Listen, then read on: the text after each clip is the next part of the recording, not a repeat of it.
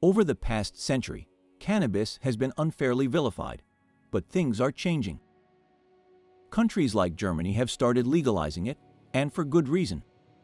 Compared to legal substances like alcohol, which is responsible for 5% of global deaths each year, cannabis is relatively mild. But for decades, its negative effects were exaggerated to justify harsh punishments and crackdowns. As a result, the debate became skewed. Many people now believe cannabis is almost entirely harmless, and we ourselves have contributed to that overly positive narrative. Criminalization also slowed scientific research, especially on long-term use, because of legal and bureaucratic barriers. Most studies use small sample sizes, and only recently have we begun to understand the full picture. And unfortunately, the news isn't all good. Cannabis is still safer than alcohol, but it's not risk-free. It's more addictive than we once thought, and long-term, frequent use can lead to serious problems. The key ingredient THC has grown much more potent in recent years, with new products and strains offering extremely high concentrations. Higher THC levels mean stronger effects, but also a higher risk of side effects. Most of the issues linked to cannabis use tend to worsen as THC levels increase. Cannabis use is also more common than ever. In 2022, more people in the U.S. used cannabis daily than drank alcohol. Canada has seen a rise too. But it's hard to say if legalization caused this, because the upward trend began decades ago.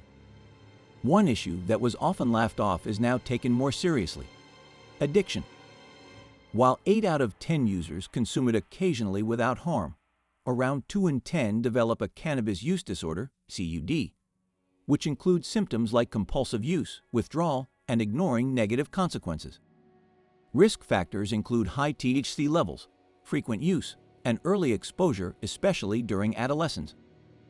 Heavy users often report irritability, anxiety, paranoia, or depression.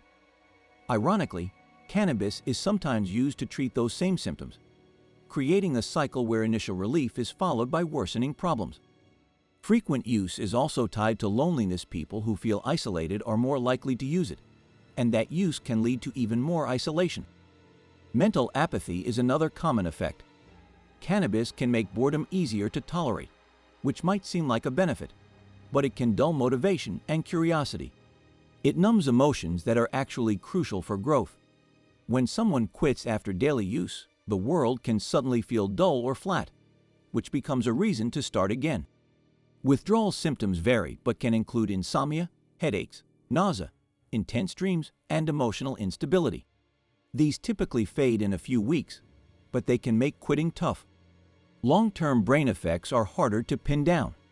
THC does alter brain chemistry, and some studies suggest it can change brain structure, though more research is needed.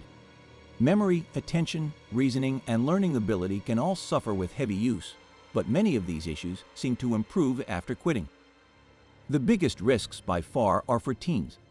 Starting young and using frequently increases the likelihood of addiction, poor academic performance, and later life mental health issues like depression, anxiety, or even psychosis. Some of this may not be directly caused by cannabis, but the patterns are clear enough to raise concern, especially with high THC products. To sum up, moderate cannabis use in adulthood is relatively safe and far less harmful than alcohol. But it's still a drug with real effects, and for a significant minority, especially teens, it can create lasting problems. Legalization makes sense, but we need open, honest conversations about what cannabis is and what it can do. There's a time for experimenting, and for most people, that time should come after the teen years. Thanks for watching this video. If you liked it and want to continue learning more about topics like this, subscribe to the channel and activate the bell so you don't miss the next videos.